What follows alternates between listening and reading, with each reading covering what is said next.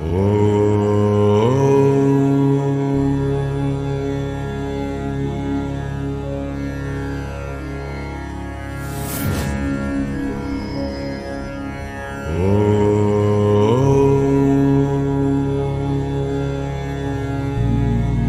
विद्यार्थियों नमस्कार। आदर्श विद्या मंदिर द्वारा संचालित ऑनलाइन कक्षाओं में आपका स्वागत है। नवमी में संस्कृत विषय में अपन पढ़ रहे थे समास। पीछे वाली क्लास में मैं आपको पढ़ा रहा था समास के अंदर अव्ययभाव समास। अव्ययभाव समास के अंदर मैंने आपको बताया था कि ये 16 अर्थों में प्रयुक्त होता है और उन 16 अर्थों में से एक अर्थ में मैंने आपको बताया था विभक्ति अर्थ में अव्ययभाव समास। विभक्ति अर्थ में अव्ययभाव समास। इसके बाद आगे आज अपन पढ़ेंगे दूसरा समीप अर्थ में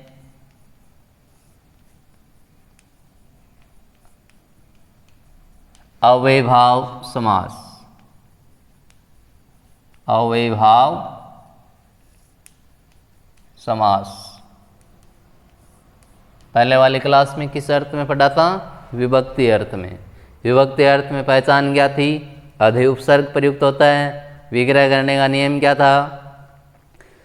उत्तर समास विग्रह करते समय मैंने आपको बताया था समास विग्रह करते समय उत्तर पद का जो मूल शब्द होता है उस मूल शब्द को सप्तमी विभक्ति एक वचन में लिख करके आगे इति जोड़ दिया जाता है। ये मैंने आपको विभक्ति अर्थ में बताया था। और विग्रह से समास युक्त करने के लिए क्या क्या स्थितियाँ होती है वो भी अपन पहले वाले में पढ़ चुके हैं। विग्रह करने का जो नियम था वो सिर्फ विभक्ति अर्थ में ही नहीं बल्कि आगे सभी अर्थों में हमारे काम आएगा, तो उनको ध्यान रखिएगा। और अभी अपन आगे पढ़ रहे हैं समीप अर्थ में अव्ययभाव समास। तो सर्वप्रथम तो जो कोई भी उदाहरण आएगा तो हमें क्या पता चलेगा कि ये समीप अर्थ में अव्ययभाव समास का उदाहरण है। उसके लिए पहचान में इसके लिए पहचान तो पहचान में इसमें कोई भी अव्यय या उपसर्ग रहता है पहले, तो इसके अंदर आपको उप उपसर्ग मिलेगा। तो इसके लिए अपन लिखेंगे इस अर्थ में उप उपसर्ग प्रयुक्त होता है। उप उपसर्ग प्रयुक्त होता है। किसी भी उदाहरण में जहाँ पहले उप उपसर्ग लगा हुआ होगा तो वहाँ पर हमें ये मानना चाहिए कि ये समीप अर्थ में अव्ययभाव समास का उदाहरण है। जैसे मैंने उदाहरण लिखा उपकृष्णम। उपकृष्णम। दूसरा उदाहरण लिखा मैंने उप्रमम। ये उदाहरण है। जैसे अब देखिए उदाहरण हमारे सामने आते ही पहले उप उपसर्ग लगा हुआ यदि हो तो आपको ये मानना चाहिए कि यह समीप अर्थ में अव्ययभाव समास का उदाहरण है। अब उप लगा हुआ है तो ये अभी हमारे सामने समास युक्त है। हमें इसका करना है समास विग्रह। तो पहचान किससे हो जाएगी? उप उपसर्ग से। संस्कृत के अंदर जो 22 उपसर्ग है उनमें से एक है उप, और ये उप जो उपसर्ग है इसका ये प्रयुक्त होता है समीप अर्थ में। इस उप से पहचान हो जाएगी। प्रत्येक उदाहरण जो भी इस अर्थ में अव्ययभाव समास का उदाहरण होगा उसकी पहचान हो जाएगी उप से। अभी मैंने उदाहरण देके आपको बताया कैसे इसकी पहचान होगी। अब देखिए कोई भी उदाहरण आया, जैसे उदाहरण आया उपकृष्णम।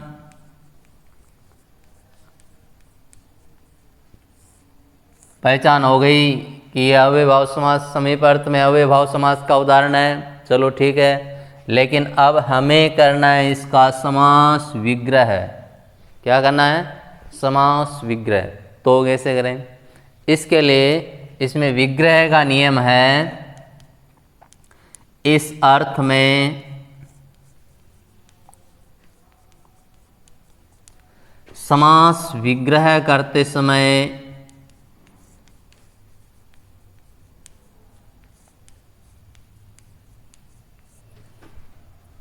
समास विग्रह करते समय उत्तर पद के मूल शब्द को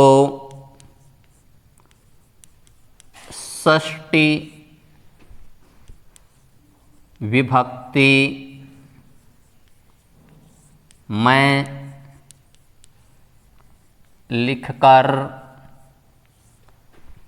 आगे समीपम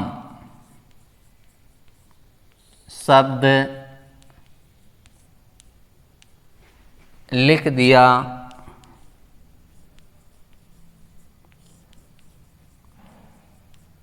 जाता है। बस इतना ध्यान रखना है। दो पद देखिए, एक तो इसमें उपसर्ग लगा हुआ है, दूसरा इसका जो संज्ञा शब्द है वो है। इधर का जो ये उप है ये तो इसका कहलाता है पूर्व पद, और ये जो आगे कृष्णम शब्द है ये इसमें कहलाएगा उत्तर पद। हमने इसमें लिखा है इस अर्थ में समास विग्रह करते समय उत्तर पद के मूल शब्द को, ये उत्तर पद है कृष्णम, इसका मूल शब्द हो गया इसका कृष्ण। इस उत्तर पद के मूल शब्द को षष्ठी विभक्ति में लिखकर वचन का निर्धारण इसके अनुसार करेंगे, अर्थ के अनुसार। उपकृष्णम यानी कृष्ण के पास, तो कृष्ण के पास, कृष्ण एक वचन ही तो है, तो इस प्रकार से इसका वचन का निर्धारण करेंगे। और विभक्ति है षष्ठी, तो उत्तर पद का जो मूल शब्द है, जैसे इसमें कृष्ण आ गया, अब इस कृष्ण शब्द से षष्ठी विभक्ति का रूप बनाना है, तो षष्ठी, इसमें जैसे षष्ठी विभक्ति एक वचन का रूप बन जाएगा, और आगे समीपम शब्द लिखना है। अब कृष्ण शब्द से षष्ठी विभक्ति एक वचन का रूप। इसके लिए देखिए अव्ययभाव समास अपना जो है, इसके लिए विभक्ति यानी कि शब्द रूपों का आना अपने लिए बहुत जरूरी है। तो यदि समास बहुत अच्छे तरीके से तैयार करना है तो विभक्त शब्द रूप जितने भी है वो अपने ज़्यादा से ज़्यादा हमें याद होने चाहिए। यदि शब्द रूप क्लियर नहीं आते हैं, अपन शब्द रूप नहीं लिख पाते हैं, तो फिर इसका लिखना हमारे लिए मुश्किल हो जाएगा। तो कोशिश यह करें ज़्यादा से ज़्यादा शब्द रूप आपको याद हो।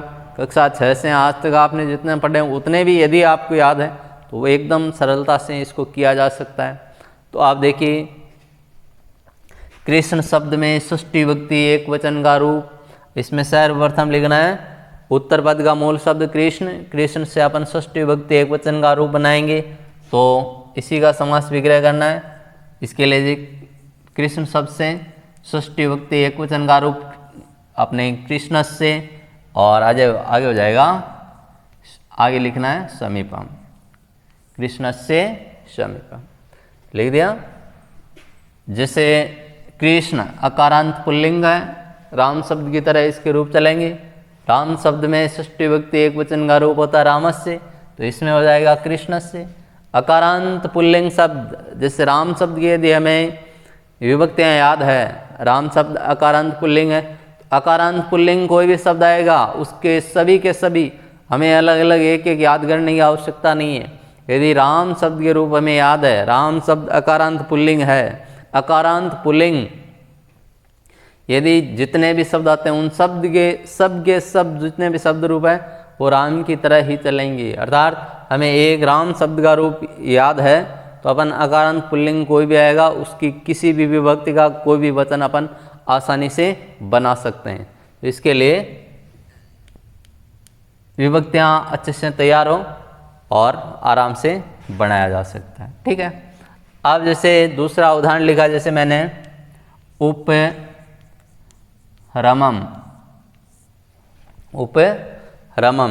अब देखिए पहचान उप आ रहा है, उपसर्ग किस अर्थ में प्रयुक्त होता है?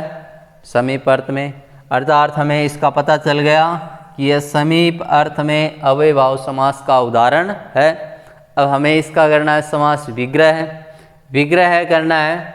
विग्रह का हमारे लिए ये नियम है, समास विग्रह करते समय उत्तर पद का मूल शब्द यह इसका पूर्व पद और यह रमम इसका उत्तर पद। रमम का मूल शब्द है रमा, आकारांत स्त्रीलिंग। अब हमें ये उत्तर पद का मूल शब्द आ गया। इस उत्तर पद के मूल शब्द से हमें षष्ठी विभक्ति का रूप बनाना है। उपरमम यानी कि रमा के पास एक वचन का प्रयोग होगा। अब रमा शब्द से षष्ठी विभक्ति एक वचन का रूप बनाइए और उसके आगे समीपम शब्द लिख दीजिए। समास विग्रह कंप्लीट। समझ रहे हो? अब आकारांत स्त्रीलिंग षष्ठी विभक्ति एक वचन का रूप, तो रमा शब्द से बनेगा रमाया। क्या बनेगा? रमाया। आगे क्या लिखना है? समीपम। रमाया समीपम। यह इसका समास विग्रह हो गया। अब देखिए, ये तो हमने कि समास युक्त उदाहरण हमारे पास हो तो विग्रह कैसे करते हैं। वो विग्रह से समास विग्रह किया हुआ हो और हमें समास युक्त करना है, उसके लिए वही नियम है जो विभक्ति अर्थ में मैंने आपको बताया था। ठीक है।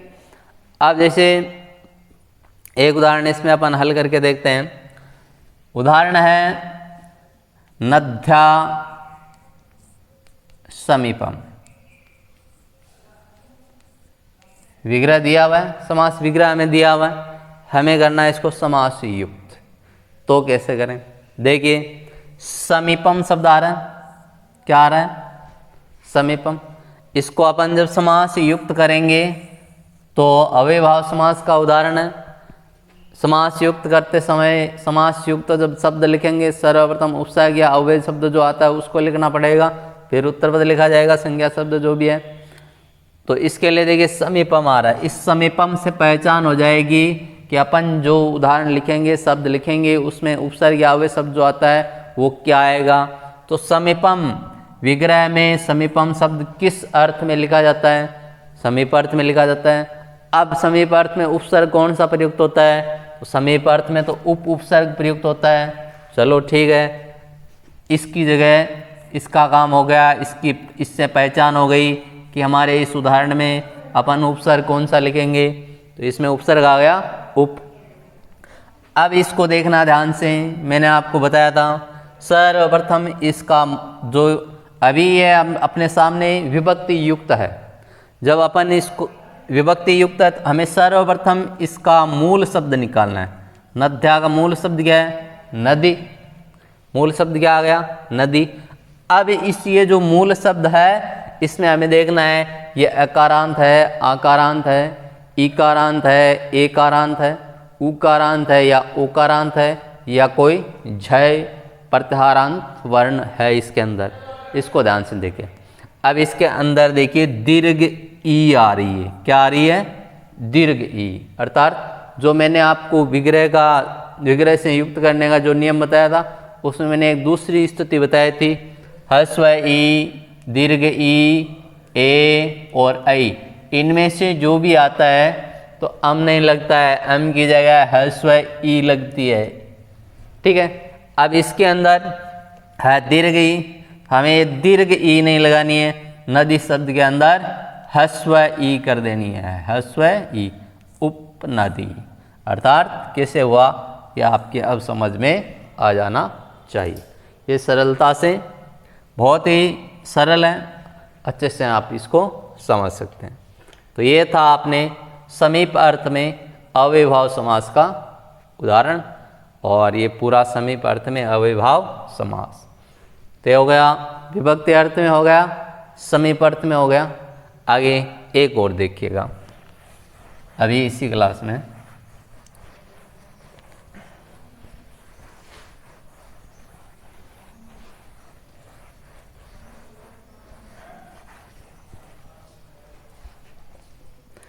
तीसरा आपने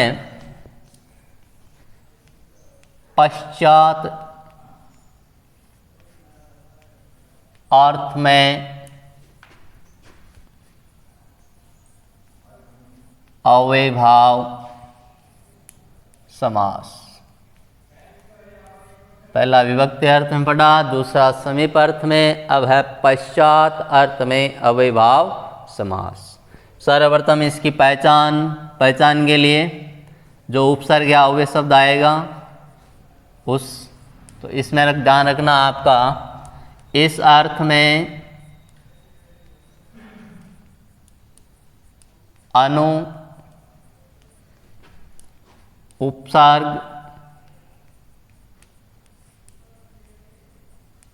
प्रयुक्त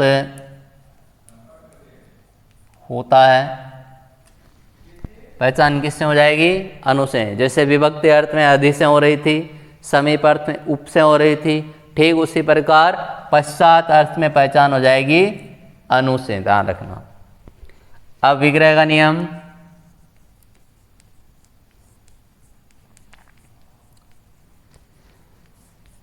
विग्रह का नियम है इसमें, इस अर्थ में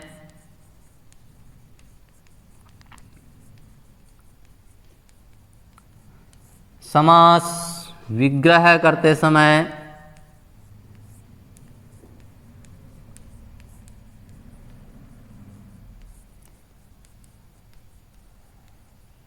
उत्तर पद के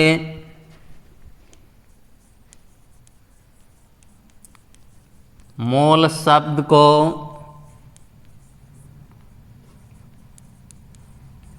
षष्ठी विभक्ति में लिखकर आगे पश्चात शब्द लिख दिया जाता है। पश्चात शब्द लिखा जाता है। उदाहरण देखिए, जैसे उदाहरण लिखा मैंने, अनु हरि, अनु हरि। ध्यान से देखिएगा, अनु आ रहा है, इस अनु से पहचान हो जाएगी कि ये पश्चात अर्थ में अव्ययभाव समास का उदाहरण है। अब करना हमें विग्रह, विग्रह के अंदर षष्ठी विभक्ति का प्रयोग करना है। दूसरा उदाहरण जैसे मैंने लिखा, अनु विष्णु, ठीक है। अनु से पहचान हो जाएगी कि किस अर्थ में कौन से समास का उदाहरण है। अब पहचान हो गई, हमें करना है इसका समास विग्रह। उत्तर पद का मूल शब्द है हरि, हरि शब्द से षष्ठी विभक्ति लिखना है। इसका पूरे का अर्थ अनु हरि, यानी हरि के बाद, विष्णु के बाद, तो एक वचन ही है, षष्ठी विभक्ति एक वचन का प्रयोग करेंगे। हरि शब्द से षष्ठी विभक्ति एक वचन का शब्द हो जाएगा हरे। आगे लिखना है पश्चात, ये हो गया इसका समास विग्रह, ठीक है। इसी प्रकार से इसमें अनु से पहचान हो गई कि यह पश्चात अर्थ में अव्ययभाव समास का उदाहरण है। तो अब इसका विग्रह करना है। तो विग्रह का नियम, उत्तर पद का मूल शब्द विष्णु, विष्णु शब्द से षष्ठी विभक्ति एक वचन का रूप बनाना है। तो ये बन जाएगा आपके विष्णु, और आगे लिखेंगे अपन पश्चात, तो ये हो गया पश्चात, ये समास विग्रह हो गया। इसका विग्रह से समास युक्त करते समय हरे पश्चात से अनुहरि कैसे बना? पश्चात, पश्चात, यदि ये पूरा आपको याद है, पश्चात किस अर्थ में पश्चात शब्द बाद में लिखा जाता है? तो विग्रह में हमने लिखा है, देखिए इसमें यदि याद होता है अच्छे से, तो भाई पश्चात, तो पश्चात अर्थ में लिखा जाता है। किस अर्थ में लिखा जाता है? पश्चात अर्थ में, ठीक है। पश्चात अर्थ में उपसर्ग कौन सा प्रयुक्त होता है? अनु। चलो ये अनु आ गया, ठीक है। ये स्थिति हमारे सामने। अब इधर का है हरे शब्द। हरे शब्द का मूल शब्द क्या होता है? हरि, अर्थात हर्स्व इकारांत। हर्स्व इकारांत है तो ज्यों का ज्यों लिखा जाएगा, न अम लगेगा न कोई और, सीधा ज्यों का ज्यों लगेगा। इसलिए हरे शब्द से ये हरि बन गया, अनु हरि। इसी प्रकार इसमें देख लीजिए, पश्चात से पता चल जाएगा उपसर्ग कौन सा आएगा? अनु, ये अनु आ गया। फिर विष्णु शब्द का मूल शब्द क्या है? विष्णु, विष्णु। चलो विष्णु हस्व उकारांत है, हस्व उकारांत तो ज्यों का ज्यों रहता है, ये विष्णु शब्द हस्व उकारांत का ज्यों आ गया। तो इस प्रकार से विग्रह से युक्त करना और समास युक्त से विग्रह करना, दो अर्थों में अभी मैंने आपको बताया, एक समीप अर्थ में, दूसरा पश्चात अर्थ में। अर्थात अव्ययभाव समास के जो 16 अर्थ हैं उनमें से 3 अर्थों में मैंने आपको बताया, विभक्ति अर्थ में पढ़ चुके हैं अपन, समीप अर्थ में पढ़ चुके हैं और पश्चात अर्थ में अव्ययभाव समास अपन पढ़ चुके हैं। आज की कक्षा में इतना ही, आगे पढ़ेंगे अपन अगली क्लास में। धन्यवाद।